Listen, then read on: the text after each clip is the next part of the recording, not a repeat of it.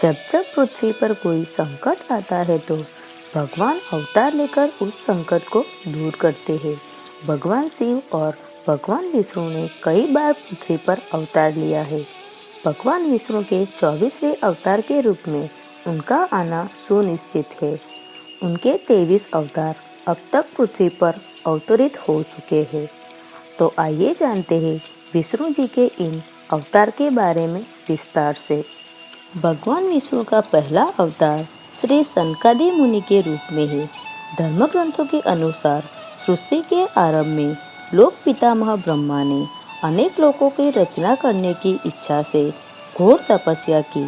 उनके तप से प्रसन्न होकर भगवान विष्णु ने तप अर्थ वाले सन नाम से युक्त होकर सनक, सनंदन, सनातन और संत कुमार नाम के 4 मुनियों के रूप में अवतार दिया।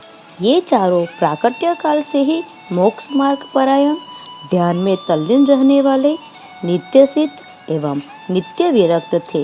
ये भगवान विष्णु के सर्वप्रथम अवतार माने जाते हैं। भगवान विष्णु का दूसरा अवतार वराह अवतार के रूप में है। धर्म ग्रंथों के अनुसार भगवान विष्णु ने दूसरा अवतार वराह रूप में लिया था। वराह अवतार से जुड़ी कथा कुछ इस प्रकार है। पुरातन समय में दैत्य हिरण्याक्ष ने जब पृथ्वी को ले जाकर समुद्र में छिपा दिया, तब ब्रह्मा की नाक से भगवान विष्णु वराह के रूप में प्रकट हुए। भगवान विष्णु के इस रूप को देखकर सभी देवताओं एवं ऋषि मुनियों ने उनकी स्तुति की। सबके आग्रह पर भगवान वराह ने पृथ्वी को ढूंढना प्रारंभ किया। अपनी तोतनी की सहायता से उन्होंने पृथ्वी का पता लगा लिया और समुद्र के अंदर जाकर अपने दांतों पर रखकर वे पृथ्वी को बाहर ले आए। जब हिरण्याक्ष दैत्य ने यह देखा तो उसने भगवान विष्णु के वराह रूप को युद्ध के लिए ललकारा। दोनों में भीषण युद्ध हुआ। अंत में भगवान वराह ने हिरण्याक्ष दैत्य का वध कर दिया। इसके बाद भगवान वराह ने अपने खुरों से जल को स्तंभित कर उस पर पृथ्वी को स्थापित कर दिया। भगवान विष्णु का तीसरा अवतार नारद अवतार के रूप में है। धर्म ग्रंथों के अनुसार देवर्षि नारद भी भगवान विष्णु के ही अवतार है। शास्त्रों के अनुसार नारद मुनि ब्रह्मा के 7 मानस पुत्रों में से एक है। उन्होंने कठिन तपस्या से देवर्षि पद प्राप्त किया है। वे भगवान विष्णु के अनन्य भक्तों में से एक माने जाते हैं। देवर्षि नारद धर्म के प्रचार तथा लोक कल्याण के लिए हमेशा प्रयत्नशील रहते हैं। शास्त्रों में देवर्षि नारद को भगवान का मन भी कहा गया है। श्रीमद् भगवद गीता के 10वें अध्याय के 26वें श्लोक में स्वयं श्री कृष्ण ने इनकी महत्ता को स्वीकार करते हुए कहा है कि देवर्षियों में मैं नारद हूँ।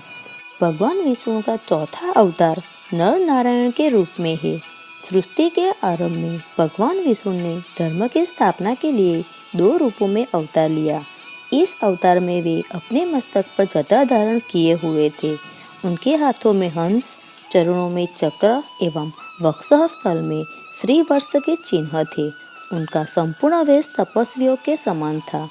धर्म ग्रंथों के अनुसार भगवान विष्णु ने नर नारायण के रूप में यह अवतार लिया था।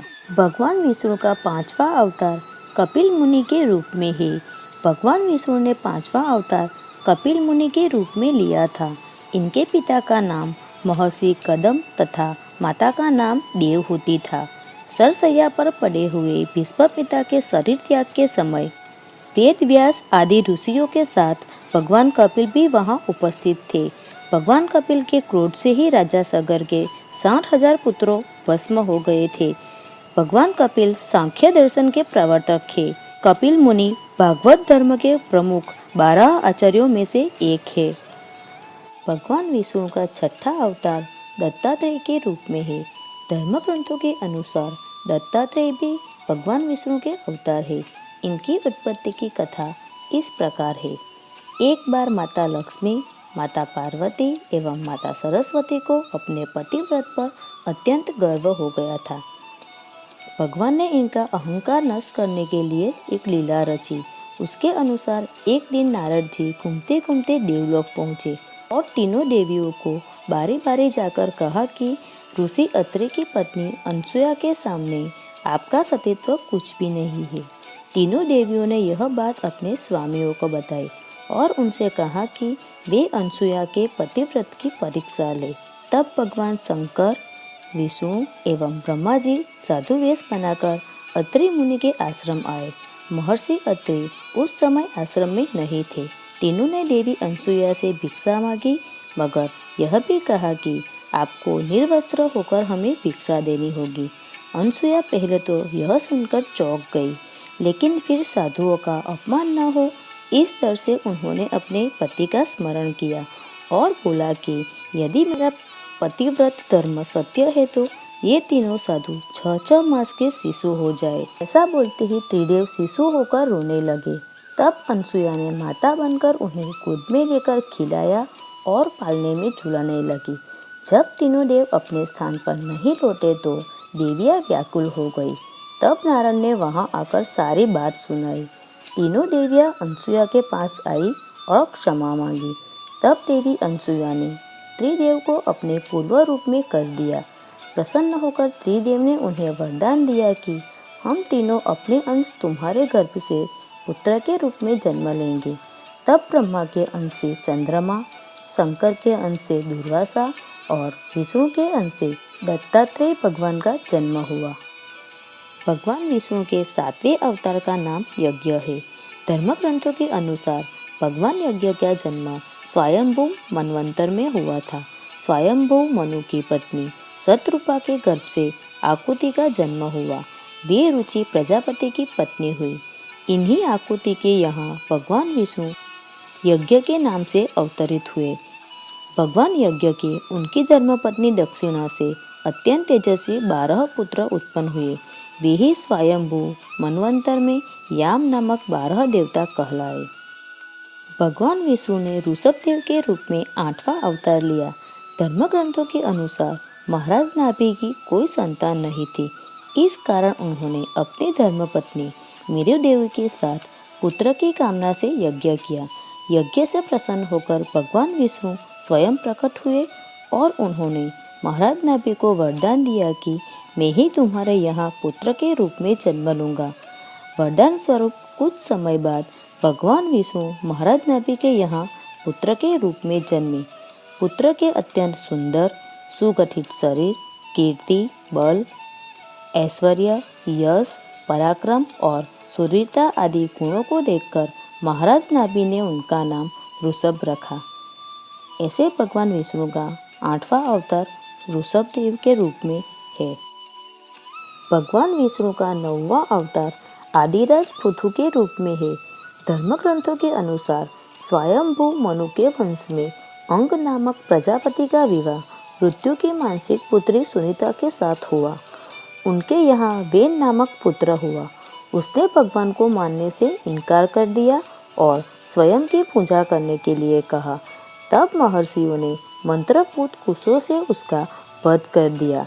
तब महर्षियों ने पुत्रहीन राजा वेन की भुजाओं का मंथन किया, जिससे पृथु नाम पुत्र उत्पन्न हुआ। पृथु के दाहिने हाथ में चक्र और चरणों में कमल का चिन्ह देखकर ऋषियों ने बताया कि पृथु के वेश में स्वयं श्री हरि का अंश अवतरित हुआ है। भगवान विष्णु का 10वां अवतार मत्स्य के रूप में है। पुराणों के अनुसार भगवान विष्णु ने सृष्टि को प्रलय से बचाने के लिए मत्स्य अवतार लिया था। इसकी कथा इस प्रकार है। कृत युग के आदि में राजा सत्यव्रत हुए थे। राजा सत्यव्रत एक दिन नदी में स्नान कर जलांजलि दे रहे थे। अचानक उनकी अंजलि में एक छोटी सी मछली आई। उन्होंने देखा तो सोचा वापस सागर में डाल दूं, लेकिन उस मछली ने बोला, आप मुझे सागर में मत डालिए, अन्यथा बड़ी मछलियाँ मुझे खा जाएगी। तब राजा सत्यव्रत ने मछली को अपने कमंडल में रख लिया। मछली और बड़ी हो गई तो राजा ने उसे अपने सरोवर में रखा। तब देखते ही देखते मछली और बड़ी हो गई। राजा को समझ आया कि यह कोई साधारण जीव नहीं है। राजा ने मछली से वास्तविक रूप में आने की प्रार्थना की। राजा की प्रार्थना सुन साक्षात 4 भुजाधारी भगवान विष्णु प्रकट हो गए और उन्होंने कहा कि ये मेरा मत्स्य अवतार है। भगवान ने सत्यव्रत से कहा, सुनो राजा सत्यव्रत, आज से 7 दिन बाद प्रलय होगी। तब मेरी प्रेरणा से एक विशाल नाव तुम्हारे पास आएगी। तुम सप्त ऋषियों, औषधियों, बीजों और प्राणियों के सूक्ष्म शरीर को लेकर उसमें बैठ जाना। जब तुम्हारी नाव डगमगाने लगेगी तब मैं मत्स्य के रूप में तुम्हारे पास आऊँगा। उस समय तुम वासुकी नाग के द्वारा उस नाव को मेरे सींग से बांध देना। उस समय प्रश्न पूछने पर मैं तुम्हें उत्तर दूंगा, जिससे मेरी महिमा, जो परब्रह्म नाम से विख्यात है, तुम्हारे हृदय में प्रकट हो जाएगी।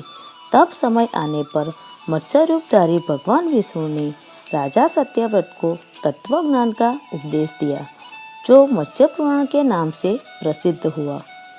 भगवान विष्णु का 11वां अवतार कूर्म के रूप में है। धर्म ग्रंथों के अनुसार भगवान विष्णु ने कूर्म यानी कछुए का अवतार लेकर समुद्र मंथन में सहायता की थी। भगवान विष्णु के कूर्म अवतार को कच्छप अवतार भी कहते हैं। इसकी कथा इस प्रकार है। एक बार महर्षि दुर्वासा ने देवताओं के राजा इंद्र को श्राप देकर श्रीहीन कर दिया। इंद्र जब भगवान विष्णु के पास गए तो उन्होंने समुद्र मंथन करने के लिए कहा। तब इंद्र विष्णु के कहे अनुसार दैत्यों और देवताओं के साथ मिलकर समुद्र मंथन करने के लिए तैयार हो गए। समुद्र मंथन के लिए मंदराचल पर्वत को मथानी एवं नागराज वासुकी को नेति बनाया गया। देवताओं और दैत्यों ने अपना मतभेद भुलाकर मंदराचल को उखाला और उसे समुद्र की ओर ले चले, लेकिन वे उसे अधिक दूर तक नहीं ले जा सके। तब भगवान विष्णु ने मंदराचल को समुद्र तट पर रख दिया।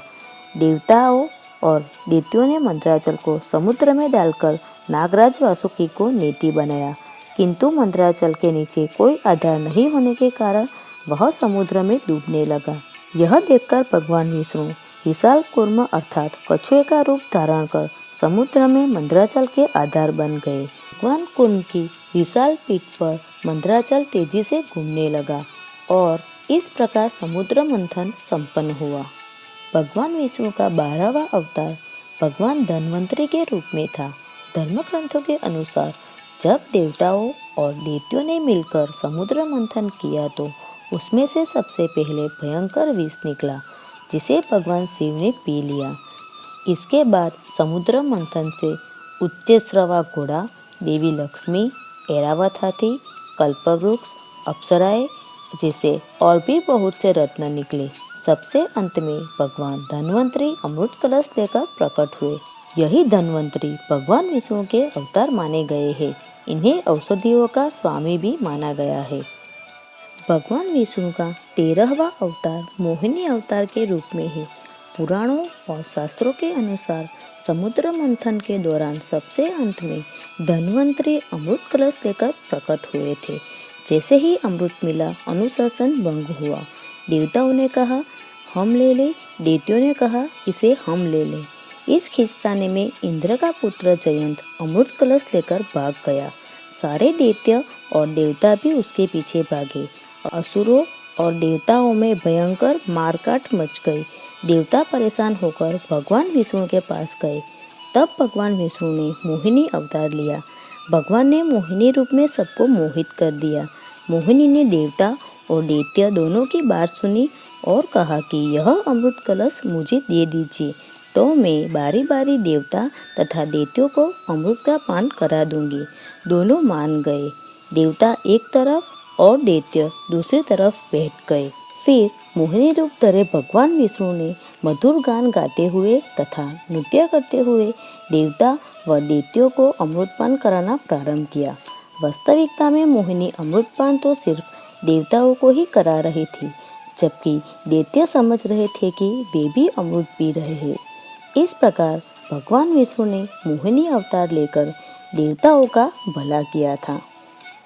भगवान विष्णु का 14वां अवतार नृसिंह के रूप में था।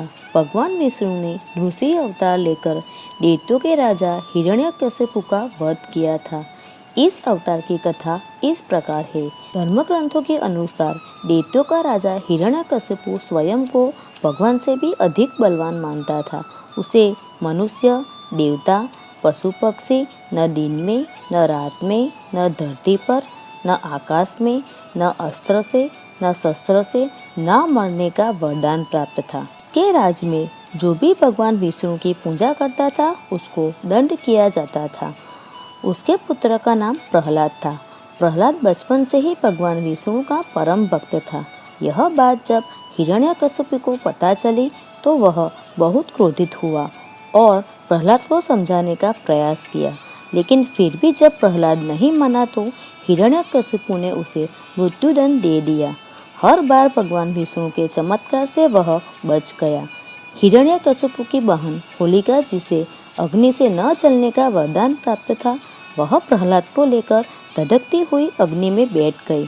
तब भी भगवान विष्णु की कृपा से प्रहलाद बच गया और होलिका जल गई। जब हिरण्यकशिपु स्वयं प्रहलाद को मारने ही वाला था कि तब भगवान विष्णु ने ऋषि का अवतार लेकर खंभे से प्रकट हुए और उन्होंने अपने नाखूनों से हिरण्यकशिपु का वध कर दिया।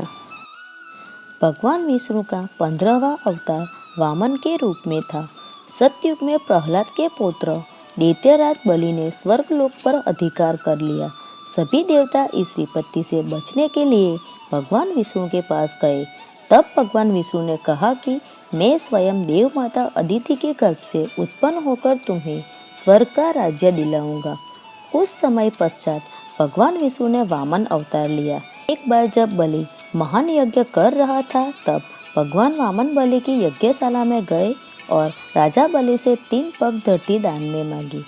राजा बलि के गुरु शुक्राचार्य भगवान की लीला समझ गए और उन्होंने बलि को दान देने से मना कर दिया, लेकिन बलि ने फिर भी भगवान वामन को 3 पग धरती दान देने का संकल्प ले लिया। भगवान वामन ने विशाल रूप धारण कर एक पग में धरती और दूसरे पग में स्वर्गलोक नाप लिया। जब तीसरा पग रखने के लिए कोई स्थान नहीं बचा तो बलि ने भगवान वामन को अपने सिर पर पग रखने को कहा। बलि के सिर पर पग रखने से वह पाताल लोक पहुंच गए। बलि की दानवीरता देखकर भगवान ने उसे पाताल लोक का स्वामी बना दिया। इस तरह भगवान वामन ने देवताओं की सहायता कर उन्हें स्वर्ग पुनः लौटाया। भगवान विष्णु का 16वां अवतार हयग्रीव अवतार के रूप में था। शास्त्रों और पुराणों के अनुसार एक बार मधु और केतब नाम के 2 शक्तिशाली राक्षस ब्रह्मा जी से वेदों का हरण कर रसातल पहुंच गए। वेदों का हरण हो जाने से ब्रह्मा जी बहुत दुखी हुए और भगवान विष्णु के पास पहुँचे। तब भगवान ने हयग्रीव अवतार लिया। इस अवतार में भगवान विष्णु की गर्दन और मुख घोड़े के समान थी। तब भगवान हयग्रीव रसातल में पहुँचे और मधु केतब का वध कर वेदों को पुनः भगवान ब्रह्मा जी को दे दिया। भगवान विष्णु का 17वां अवतार श्रीहरि अवतार के रूप में था। धर्म ग्रंथों के अनुसार प्राचीन समय में त्रिकुट नामक पर्वत की तराई में एक शक्तिशाली गजेंद्र अपनी हथिनियों के साथ रहता था। एक बार वह अपनी हथिनियों के साथ तालाब में स्नान करने गया। वहाँ एक मगरमच्छ ने उसका पैर पकड़ लिया और पानी के अंदर खींचने लगा। गजेंद्र और मगरमच्छ का संघर्ष 1000 साल तक चला। अंत में गजेंद्र शिथिल पड़ गया और उसने भगवान श्रीहरि का ध्यान किया। गजेंद्र की स्तुति सुनकर भगवान श्रीहरि प्रकट हुए और उन्होंने अपने चक्र से मगरमच्छ का वध कर दिया। भगवान श्रीहरि ने गजेंद्र का उद्धार कर उसे अपना पार्षद बना लिया। भगवान विष्णु का 18वां अवतार परशुराम अवतार के रूप में था। हिंदू धर्म ग्रंथों के अनुसार परशुराम भगवान विष्णु के प्रमुख अवतारों में से एक थे। भगवान परशुराम के जन्म के संबंध में 2 कथाएं प्रचलित हैं। हरिवंश पुराण के अनुसार उन्हीं में से एक कथा इस प्रकार है। प्राचीन समय में महिष्मती नगरी पर शक्तिशाली हेयमवंशी क्षत्रिय कार्तवीर्य अर्जुन का शासन था। उसे सहस्त्रबाहु भी कहा जाता था। वह बहुत अभिमानी था और अत्याचारी भी। एक बार अग्निदेव ने उससे भोजन कराने का आग्रह किया। तब सहस्त्रबाहु ने घमंड में आकर कहा कि आप जहाँ से चाहे भोजन प्राप्त कर सकते हैं, सभी और मेरा ही राज है। तब अग्निदेव ने वनों को जलाना शुरू किया। एक वन में ऋषि आपव तपस्या कर रहे थे। अग्नि ने उनके आश्रम को भी जला डाला। इससे क्रोधित होकर ऋषि ने सहस्त्रबाहु को श्राप दिया कि भगवान विष्णु परशुराम के रूप में जन्म लेंगे और न सिर्फ सहस्त्रबाहु का बल्कि समस्त क्षत्रियों का सर्वनाश करेंगे। इस प्रकार भगवान विष्णु ने भार्गव कुल में महर्षि जमदग्नि के 5वें पुत्र के रूप में जन्म लिया। भगवान विष्णु का 19वां अवतार महर्षि वेदव्यास के रूप में था। पुराणों में महर्षि वेदव्यास को भी भगवान विष्णु का ही अंश माना गया है। भगवान व्यास नारायण भगवान के कला अवतार थे। वे महाज्ञानी पराशर के रूप में प्रकट हुए थे। उनका जन्म केवतराज की पोष्य पुत्री सत्यवती के गर्भ से यमुना के द्वीप पर हुआ था। उनके शरीर का रंग काला था, इसलिए उनका एक नाम कृष्णद्वैपायन भी था। उन्होंने ही मनुष्यों की आयु और शक्ति को देखते हुए वेदों के विभाग किए, इसलिए उन्हें वेदव्यास भी कहा जाता है। उन्होंने ही महाभारत ग्रंथ की रचना भी की थी। भगवान विष्णु का 20वां अवतार हंस अवतार के रूप में था। एक बार भगवान ब्रह्मा जी अपनी सभा में बैठे थे, तभी वहां उनके मानस पुत्र सनकादि पहुँचे और भगवान ब्रह्मा जी से मनुष्य के मोक्ष के संबंध में चर्चा करने लगे। तभी वहां भगवान विष्णु महाहंस के रूप में प्रकट हुए और उन्होंने सनकादि मुनियों के संदेह का निवारण किया। इसके बाद सभी भगवान हंस की पूजा करने लगे। बाद में महाहंस रूपधारी श्री भगवान अदृश्य होकर अपने पवित्र धाम चले गए। भगवान विष्णु ने 21वां अवतार श्री राम भगवान के रूप में लिया। त्रेता युग में राक्षस राज रावण का बहुत आतंक था। उससे देवता भी डरते थे। उसके वध के लिए भगवान विष्णु ने राजा दशरथ के यहाँ माता कौशल्या के गर्भ से पुत्र के रूप में जन्म लिया। इस अवतार में भगवान विष्णु ने अनेक राक्षसों का वध किया और मर्यादा का पालन करते हुए अपना जीवन व्यतीत किया। पिता के कहने पर वनवास गए।